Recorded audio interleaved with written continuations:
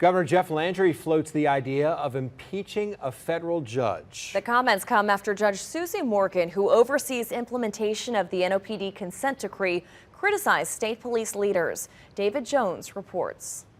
It's a very, very rare thing. On Monday, Governor Jeff Landry posted to his official social media accounts proposing a sitting federal judge, Susie Morgan, be impeached. Quote, I've long taken issue with the federal court's involvement in purely state matters such as policing. Maybe it's time for our U.S. House delegation to look at impeaching Judge Morgan for her prolonged mishandling of the NOPD consent decree. The consent decree is an agreement between the Department of Justice, the City of New Orleans, and the New Orleans Police Department.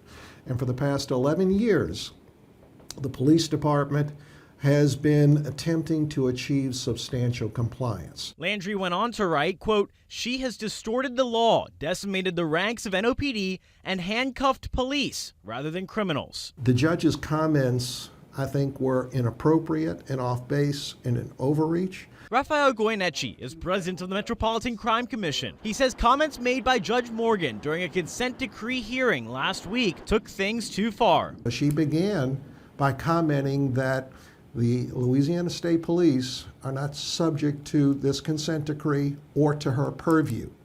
But she went on to say, but I'm watching. Morgan was talking about the new state police troop NOLA, still in the process of being established. Morgan was critical of LSP's transparency with the public over how it plans to coordinate with NOPD, adding, quote, it likewise is true no one wants to return to the practices that brought about the consent decree in the first place. But Goyeneche says the comments do not rise to an impeachable level. The fact that the NOPD is on the cusp of total compliance with the consent decree, with the state police having been here during the entirety of this, suggests that the judge's comments were inappropriate and off base. It is astounding that a sitting governor, who was also the chief legal officer of a state, would make such a silly statement. Fox 8 legal analyst Joe Risponti says he was shocked when he saw the governor's comments. You have to prove high crimes and misdemeanor.